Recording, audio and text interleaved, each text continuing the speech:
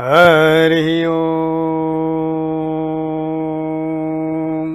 बोले श्री सद्गुरु भगवान की जय। बोले श्री गणपति महाराज की जय। बोले श्री गौरी शंकर भगवान की जय। बोले श्री सच्चियां जोता वाली माता आपकी सदा ही जय। आइए आज से हम श्री मार्कंडेय पुराण के अंतर्गत श्री दुर्गा सप्तशती का पाठ हिंदी में प्रारंभ करते हैं। श्री दुर्गाये नमः। श्री दुर्गा सप्तशती श्री प्रथमो अध्याय। प्रथम चरित्र के ब्रह्मा ऋषि महाकाली देवता गायत्री छंद नंदा शक्ति रक्तदंडिका बीज अग्नि तत्व ऋग्वेद स्वरूप है। श्री महाकाली देवता की प्रसन्नता के लिए प्रथम चरित्र के जप में विनियोग किया जाता है। भगवान विष्णु के सो जाने पर मधु और कैटभ को मारने के लिए कमल जन्मा ब्रह्मा जी ने जिनका स्तवन किया था, उन महाकाली देवी का मैं सेवन करता हूँ। वे अपने 10 हाथों में खड्ग चक्र गदा बाण धनुष परिक शूल भुसुंडी मस्तक और शंख धारण करती हैं। उनके 3 नेत्र हैं। वे समस्त अंगों में दिव्य आभूषणों से विभूषित हैं। उनके शरीर की कांति नीलमणि के समान है तथा वह 10 मुख और 10 पैरों से युक्त हैं। श्री मार्कंडेय जी बोले, सूर्य के पुत्र सावर्णी जो 8वें मनु कहे जाते हैं, उनकी उत्पत्ति की कथा विस्तार पूर्वक कहता हूँ, सुनो। सूर्य कुमार महाभाग सावर्णी भगवती महामाया के अनुग्रह से जिस प्रकार मनवंतर के स्वामी हुए, वही प्रसंग सुनाता हूँ। पूर्व काल की बात है। स्वारोचिस मनवंतर में सुरत नाम के एक राजा थे, जो चैत्र वंश में उत्पन्न हुए थे। उनका समस्त भूमंडल पर अधिकार था। वे प्रजा का अपने औरस पुत्रों की भांति धर्मपूर्वक पालन करते थे। तो भी उस समय कौल विध्वंसी नाम के क्षत्रिय उनके शत्रु हो गए। राजा सूरत की दंडनीति बड़ी प्रबल थी। उनका शत्रुओं के साथ संग्राम हुआ। यद्यपि कौल विध्वंसी संख्या में कम थे, तो भी राजा सूरत युद्ध में उनसे परास्त हो गए। तब वे युद्ध भूमि से अपने नगर को लौट आए और केवल अपने देश के राजा होकर रहने लगे। समूची पृथ्वी से अब उनका अधिकार जाता रहा, किंतु वहां भी उन प्रबल शत्रुओं ने उस समय महाभाग राजा सूरत पर आक्रमण कर दिया। राजा का बल क्षीण हो चला था, इसलिए उनके दुष्ट बलवान एवं दुरात्मा मंत्रियों ने वहां उनकी राजधानी में भी राजकीय सेना और खजाने को हत्या लिया। सूरत का प्रभुत्व नष्ट हो चुका था, इसलिए वे शिकार खेलने के बहाने घोड़े पर सवार हो वहां से अकेले ही एक घने जंगल में चले गए। वहां उन्होंने विप्रवर मेधा मुनि का आश्रम देखा, जहां कितने ही हिंसक जीव अपनी स्वाभाविक हिंसावृत्ति को छोड़कर परम शांत भाव से रहते थे। मुनि के बहुत से शिष्य उस वन की शोभा बढ़ा रहे थे। वहां जाने पर मुनि ने उनका सत्कार किया और वे उन मुनि श्रेष्ठ के आश्रम पर इधर उधर विचरते हुए कुछ काल तक रहे। फिर ममता से आकृष्ट चित्त होकर वहां इस प्रकार चिंता करने लगे, पूर्व काल में मेरे पूर्वजों ने जिसका पालन किया था, वही नगर आज मुझसे रहित है। पता नहीं मेरे दुराचारी भृत्यगण उसकी धर्मपूर्वक रक्षा करते हैं या नहीं। जो सदा मत की वर्षा करने वाला और सूरवीर था, वह मेरा प्रधान हाथी अब शत्रुओं के अधीन होकर ना जाने किन भोगों को भोगता होगा। जो लोग मेरी कृपा धन और भोजन पाने से सदा मेरे पीछे पीछे चलते थे, वे निश्चय ही अब दूसरे राजाओं का अनुसरण करते होंगे। उन अपवयी लोगों के द्वारा सदा खर्च होते रहने के कारण अत्यंत कष्ट से जमा किया हुआ मेरा यह खजाना खाली हो जाएगा। वे तथा और भी कई बातें राजा सूरत निरंतर सोचते रहते थे। एक दिन उन्होंने वहां विप्र मेधा के आश्रम के निकट एक वैश्य को देखा। उससे पूछा, भाई तुम कौन हो? यहाँ तुम्हारे आने का क्या कारण है? तुम क्यों शोकग्रस्त और अनमने से दिखाई देते हो? राजा सूरत का यह प्रेम पूर्वक कहा हुआ वचन सुनकर वैश्य ने विनीत भाव से उन्हें प्रणाम करके कहा। वैश्य बोला, राजन, मैं धनियों के कुल में उत्पन्न एक वैश्य हूँ। मेरा नाम समाधि है।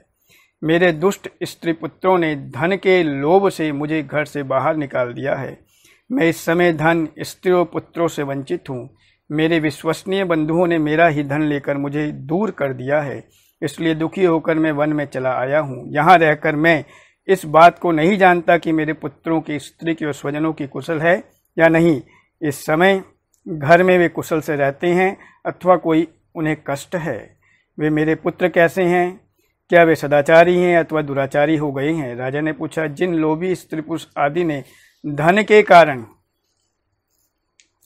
तुम्हें घर से निकाल दिया, उनके प्रति तुम्हारी चित्त में इतना स्नेह बंधन क्यों है? वैसे बोला, आप मेरे विषय में जैसी बात कहते हैं वह सब ठीक है, किंतु क्या करूं, मेरा मन निष्ठुरता नहीं धारण करता। जिन्होंने धन के लोभ में पड़कर पिता के प्रति स्नेह, पति के प्रति प्रेम तथा आत्मीय जन के प्रति अनुराग को तिलांजलि दे मुझे घर से निकाल दिया है, उन्हीं के प्रति मेरे हृदय में इतना स्नेह है। महामते गुणहीन बंधुओं के प्रति भी जो मेरा चित्त इस प्रकार प्रेम मग्न हो रहा है, ये क्या है? इस बात कि मैं जानकर भी नहीं जान पाता। उनके लिए मैं लंबी सांसें ले रहा हूँ और मेरा हृदय अत्यंत दुखित हो रहा है। उन लोगों में प्रेम का सर्वथा अभाव है, तो भी उनके प्रति जो मेरा मन निष्ठुर नहीं हो पाता, इसके लिए क्या करूं? मार्कंडेय जी कहते हैं, ब्राह्मण तदंतर राजाओं में श्रेष्ठ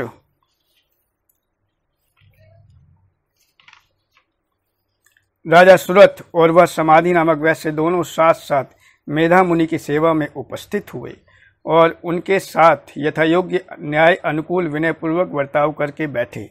तत्पश्चात वैश्य और राजा ने कुछ वार्तालाप आरंभ किया। राजा ने कहा, भगवान, मैं आपसे एक बात पूछना चाहता हूँ, उसे बताएं। मेरा चित्त अपने अधीन न होने के कारण वह बात मेरे मन को बहुत दुख देती है। जो राज्य मेरे हाथ से चला गया, उसमें और उसके संपूर्ण अंगों में मेरी ममता बनी हुई है। मुनिश्रेष्ठ, यह जानते हुए भी कि वह अब मेरा नहीं है, अज्ञानी की भांति मुझे उसके लिए दुख होता है। और ये क्या है? इधर ये वैश्य भी घर से अपमानित होकर आया है, उसके पुत्र, स्त्री और भृत्यों ने इसे छोड़ दिया है, स्वजनों ने भी इसका परित्याग कर दिया है, तो भी यह उनके प्रति अत्यंत हार्दिक स्नेह रखता है। इस प्रकार यह तथा मैं दोनों ही बहुत दुखी हैं, जिससे प्रत्यक्ष दोष देखा गया है।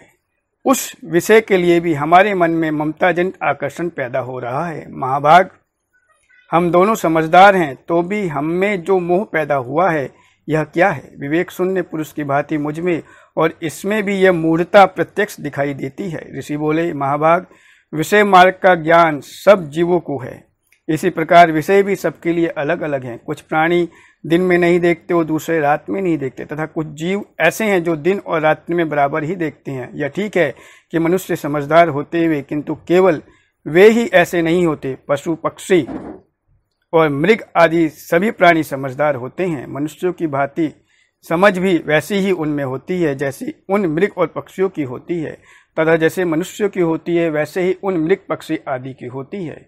यह तथा अन्य बातें भी प्रायः दोनों में समान ही है।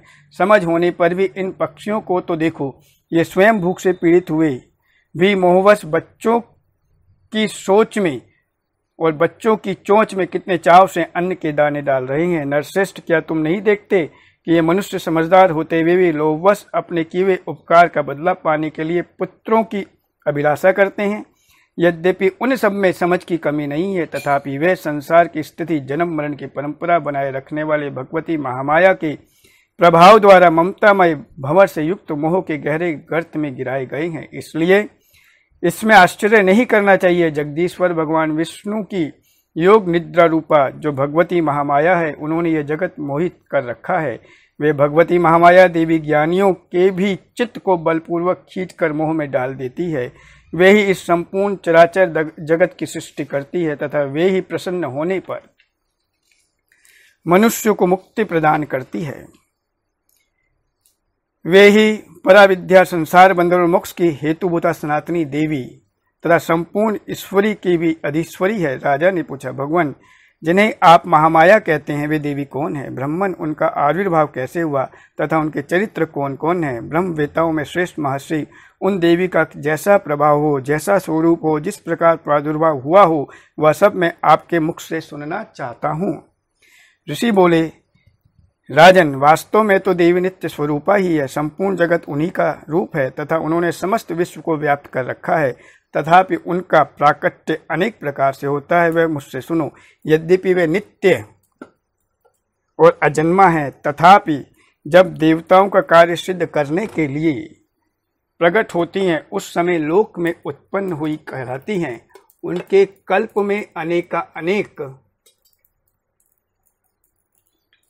अवतार हुए हैं। कल्प के अंत में जब संपूर्ण जगत एकान्वे में निमग्न हो रहा था और सबके प्रभु भगवान विष्णु शेषनाग की सैया बिछाकर योग निद्रा का आश्रय ले सो रहे थे, उस समय उनके कानों की मैल से दो भयंकर असुर उत्पन्न हुए जो मधु और कैटभ कहलाए। वे दोनों ब्रह्मा जी का वध करने को तैयार हो गए। भगवान विष्णु के नाभि कमल में विराजमान प्रजापति ब्रह्मा ने जब उन दोनों भयानक असुरों को अपने पास आया और भगवान को सोया हुआ देखा, तब एकाग्रचित्त होकर उन्होंने भगवान विष्णु को जगाने के लिए उनके नेत्रों में निवास करने वाली योग निद्रा का स्तवन आरंभ किया, जो इस विश्व की अधीश्वरी, जगत को धारण करने वाली, संसार का पालन और संहार करने वाली तथा तेज स्वरूप भगवान विष्णु की अनुपम शक्ति है। उन्हीं भगवती निद्रा देवी की भगवान ब्रह्मा स्तुति करने लगे। ब्रह्मा जी ने कहा, देवी तुम्ही स्वाहा, तुम्ही स्वधा और तुम्ही वष्टकार हो। स्वर भी तुम्हारे ही स्वरूप हैं। तुम्ही जीवनदायिनी सुधा हो। नित्य अक्षर प्रणव में अकार, उकार, मकार इन तीन मात्राओं के रूप में तुम्ही स्थित हो तथा इन तीन मात्राओं के अतिरिक्त जो बिंदु रूपा नित्य अर्धमात्रा है, जिसका विशेष रूप से उच्चारण नहीं किया जा सकता, वह भी तुम्ही हो। देवी तुम्ही संध्या सावित्री तथा परम जननी हो। देवी तुम्ही इस विश्व ब्रह्मांड को धारण करती हो। तुमसे ही इस जगत की सृष्टि होती है, तुम्ही से इसका पालन होता है और सदा तुम्ही कल्प के अंत में सबको अपना ग्रास बना लेती हो। जगन्मयी देवी, इस जगत की उत्पत्ति के समय तुम सृष्टि रूपा हो, पालन काल में स्थिति रूपा हो तथा कल्पांत के समय संहार रूप धारण करने वाली हो। तुम्ही महाविद्या, महामाया, महामेधा, महास्मृति, महामोह रूपा, महादेवी और महासुरी हो। तुम्ही तीनों गुणों को उत्पन्न करने वाली सबकी प्रकृति हो। भयंकर कालरात्रि, महारात्रि और मोहरात्रि भी तुम्ही हो। तुम्ही श्री, तुम्ही ईश्वरी, तुम्ही ह्री और तुम्ही वह स्वरूपा बुद्धि हो। लज्जा, पुष्टि, तुष्टि, शांति और क्षमा भी तुम्ही हो। तुम खड्ग धारणी, शूल धारणी, घोर रूपा तथा गदा, चक्र, शंख और धनुष धारण करने वाली हो। बाण, भुसुंडी और परिघ ये भी तुम्हारे अस्त्र हैं। तुम सौम्य और सौम्यतर हो। इतना ही नहीं, जितने भी सौम्य और सुंदर पदार्थ हैं उन सब की अपेक्षा तुम अत्यधिक सुंदरी हो। पर और अपर सबसे परे रहने वाली परमेश्वरी तुम्ही हो। सर्वस्व स्वरूपे देवी, कहीं भी सत असत रूप जो कुछ वस्तुएं हैं और उन सबकी जो शक्ति है वह तुम्ही हो। ऐसी अवस्था में तुम्हारी स्तुति क्या हो सकती है। जो इस जगत की सृष्टि, पालन और संहार करते हैं, उन भगवान को भी जब तुमने निद्रा के अधीन कर दिया है, तब तुम्हारी स्तुति करने में यहाँ कौन समर्थ हो सकता है। मुझको, भगवान शंकर को तथा भगवान विष्णु को भी तुमने ही शरीर धारण कराया है, अतः तुम्हारी स्तुति करने की शक्ति किसमें है। देवी, तुम तो अपने इन उदार प्रभावों से ही प्रशंसित हो। ये जो दोनों दुर्धर्ष असुर मधु और कैटभ हैं, उनको मोह में डाल दो। जगदीश्वर भगवान विष्णु को शीघ्र ही जगा दो। साथ ही इनके भीतर उन दोनों महान असुरों को मार डालने की बुद्धि उत्पन्न कर दो। ऋषि कहते हैं, राजन, जब ब्रह्मा जी ने वहां मधु और कैटभ को मारने के उद्देश्य से भगवान विष्णु को जगाने के लिए तमोगुण की अधिष्ठात्री देवी योग निद्रा की इस प्रकार स्तुति की, तब वे भगवान के नेत्र, मुख, नासिका, बाहु, हृदय वक्षस्थल से निकलकर अव्यक्त जन्मा ब्रह्मा जी की दृष्टि के समक्ष खड़ी हो गई। योग निद्रा से युक्त मुक्त होने पर जगत के स्वामी भगवान जनार्दन उस एकाण्व के जल में शेषनाग की सैया से जाग उठे। फिर उन्होंने उन दोनों असुरों को देखा। वे दुरात्मा मधु और कैटभ अत्यंत बलवान तथा पराक्रमी थे और क्रोध से लाल आंखें किए ब्रह्मा जी को खा जाने के लिए उद्योग कर रहे थे। तब भगवान श्रीहरि ने उठकर उन दोनों के साथ 5000 वर्षों तक केवल बहुयुद्ध किया।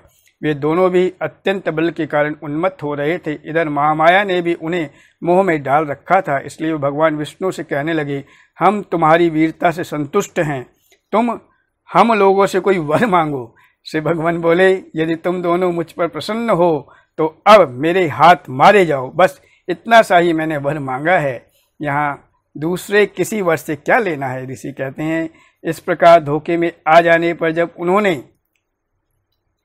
संपूर्ण जगत में जल ही जल देखा। तब कमल नयन भगवान से कहा, जहाँ पृथ्वी जल में डूबी हुई ना हो, जहाँ सूखा स्थान हो, वहीं हमारा वध करो। ऋषि कहते हैं, तब तथास्तु कहकर शंख चक्र और गदा धारण करने वाले भगवान ने उन दोनों के मस्तक अपनी जांघ पर रखकर चक्र से काट डाले।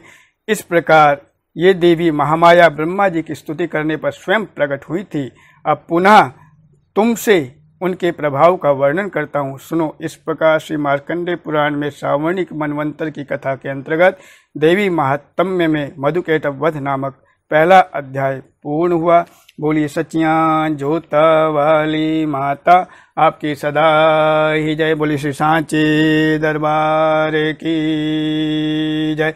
हरि ओम। श्री आह्वानम न जानामि न जानामि विसर्जनम पूजां चैव न जानामि संहितां परमेश्वरी मंत्रहीनं क्रियाहीनं भक्तिहीनं सुरेश्वरी यत्पुयितं मया देवी परिपूर्णं तदस्तु मे परिपूर्णम तदस्तु में परिपूर्णम तदस्तु में। बोलिए श्री सचियां जोता वाली माता आपकी सदा ही जय। श्री हरये नमः, श्री हरये नमः, श्री हरये नमः। बहुत बहुत आभार।